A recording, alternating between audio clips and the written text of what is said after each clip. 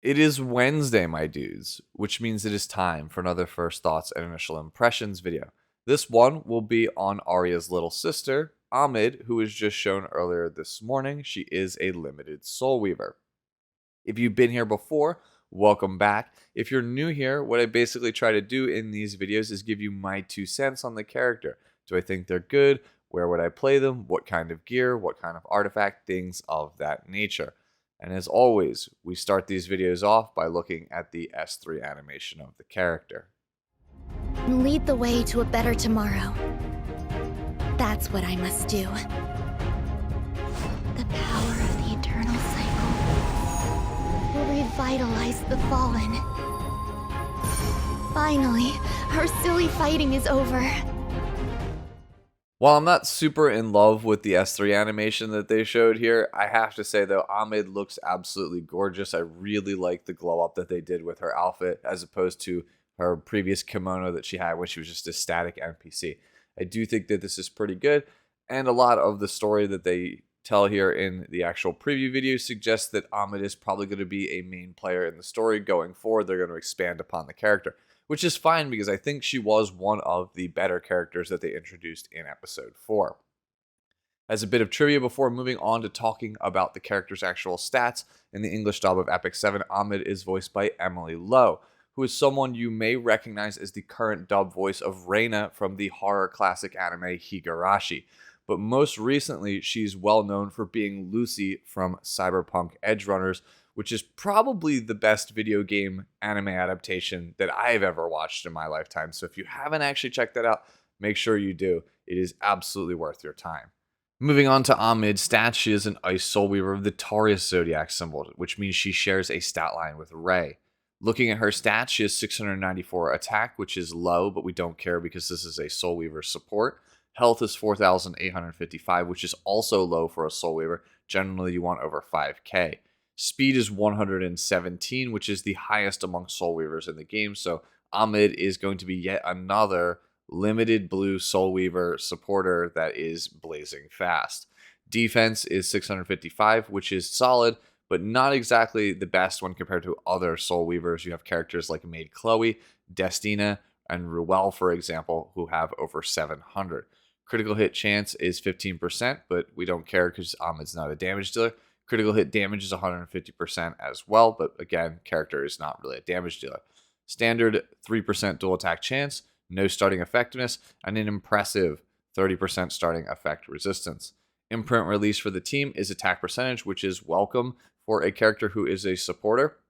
And then the imprint concentration is effect resistance, which is probably the best thing you could have on a supporter Soul Weaver that has a cleanse in her kit, which Ahmed actually does have some actual debuff dispels in her kit, so that is welcome.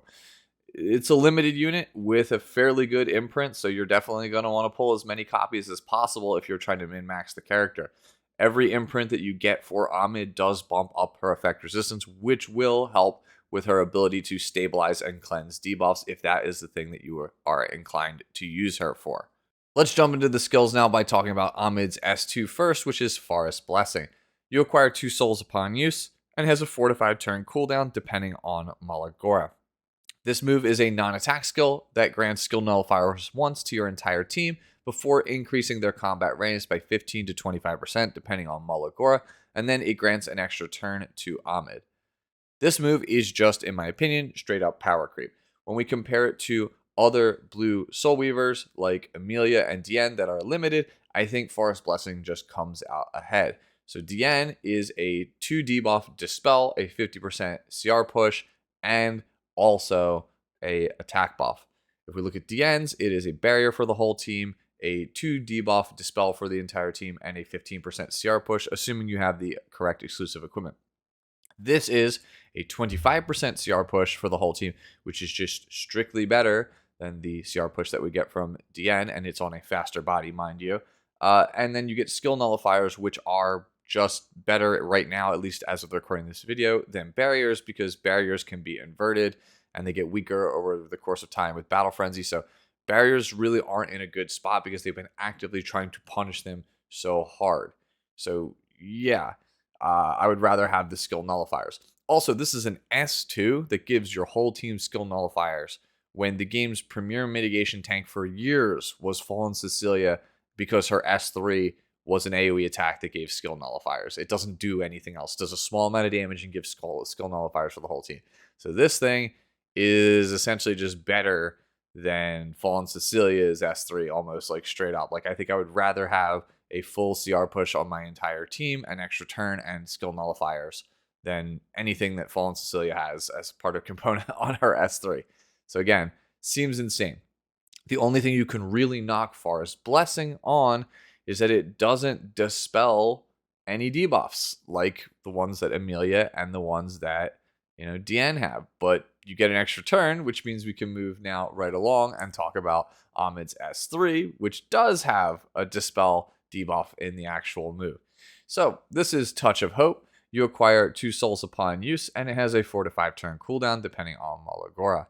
With Elven Magic, dispels 2 debuffs from an ally except for the caster and grants them the Swift Attack passive. Increases the attack of the target for 2 turns. So like I said, just straight up feels like power creep because you're getting a DN level CR push on the entire team with the S2. You get the 2 debuff dispel like somebody like Amelia or would have by getting this extra turn. And then you get the attack buff that you would have gotten from either DN's S3 or from Amelia's S2.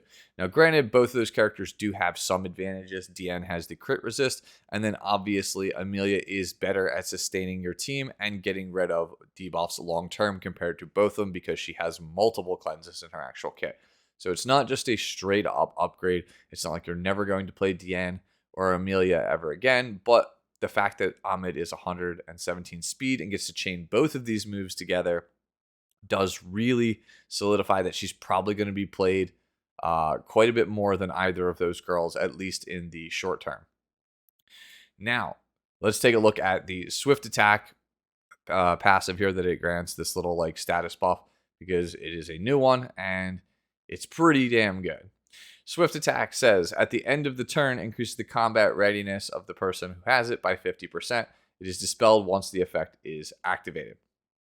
So, for a lot of characters in this game, they don't really give you extra turns on stuff because they think it would be kind of broken. Think of a character like Blue Kisei with her S3, or a character like Ludwig, for example. These characters have moves that give them 50% CR in the kit.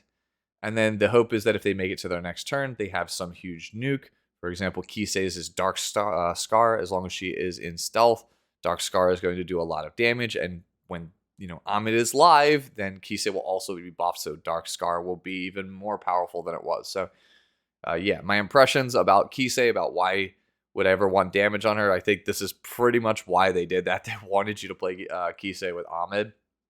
That's pretty much why. So now you can take a character like Kisei, you can S3 with her, and if she has Swift Attack, she will just go again immediately, and then be able to Dark Scar for an absolutely huge amount of damage. So the Swift Attack plus the increases attack plus the artifact, which we'll talk about later, that gives critical hit damage buff, pretty much suggests that one of the ways you can play Ahmed is kind of how you went with Amelia. You play her blazing fast as a setup for like a cleave or aggro strategy. So that is, I think, the primary way that most people are going to be playing Ahmed is something like speed set with just the ability to go as fast as possible and forsaking her utility as a pseudo cleanser. So that is definitely one way you could play her. Just play her super fast, like 280, 285 speed, and use her as a setup for a character like a 275 speed Kisei on pen set, something like that. That's, I think, going to be the primary way you see most people play her, is just as a way to pivot. Kind of, you'll pick her early and either go aggressive with characters like Kisei, or potentially just have her be a very fast support that can support a standard team with somebody like Unbound Knight Arwell. So just the overall kit from just these two moves, that's kind of how I'm feeling that she's going to end up being used. And she will be used with a lot of characters that have, again, these like 50% innate CRs in their kit. She could even be used with somebody like Death Dealer Ray, who has the CR push on the S2 that could absolutely help him get to his next turn right away. Which will really help stack up that Venom and stack up his focus. So that's definitely another way I think we could take Ahmed.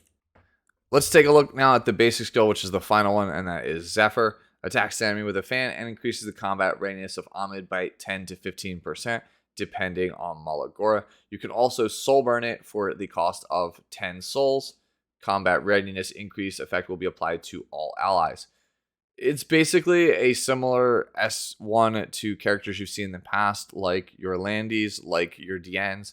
That's pretty much in that same vein, which means that for you Banshee gamers, all is not lost. You can absolutely still play something like counter resist Ahmed, and if she gets a bunch of counters, you obviously will get a bunch of CR pushes on her, which could let her take turns in a timely fashion. And you can just kind of use her as that high resistance cleanser and rely on counters. It's worked for DN in the past, although, again, speed is usually king. On DN, she's pretty, actually, I should say extremely good on the speed set. So I do believe that, like, speed resist is going to be the best setup for Ahmed. But again, if you don't really play Wyvern a lot, or you just don't have a lot of fast gear, you can absolutely still, I think, play this character on counter resist. I don't think there's anything wrong with that. That soul burn, by the way, is absolutely massive. 10 souls for a 15% CR push can definitely steal games. It will steal quite a lot of games, I feel like, on this character. Overall, the kit on this character is just incredible. It's just a remix of a character we've already had twice before. So if Diane was the gold standard for blue soul weavers, and then Amelia came out and became basically Diane 2.0 by being a remixed version of Diane, Ahmed is pretty much Diane 3.0. She's the similar skill set, a tried and true proven skill set that has worked through many metas over the course of this game, and again in another remixed matter. And honestly, like I said, it does in fact feel like power creep, because the S2 does what some Moonlight 5 stars S3s do already. You have extra turns, whereas many of her other peers just have slight CR pushes that will hopefully allow them to take turns in a more timely fashion. You have a tried and true proven S1 on a Soul Weaver in the form of a CR push. And then she's just faster than both of them. So I expect that Ahmed will be incredible. No doubt about it. I definitely think she will be a meta character for sure. It is a limited hero, so definitely don't skip out on her. Even if you're not like a huge fan, you should always try to pick up every single limited, because you just don't know when they're going to actually be super good. For PvP players, like I said, I expect this to be a meta character. Even if you don't really care about PvP, I expect this character to be somewhat useful to you in a lot of Guild War scenarios.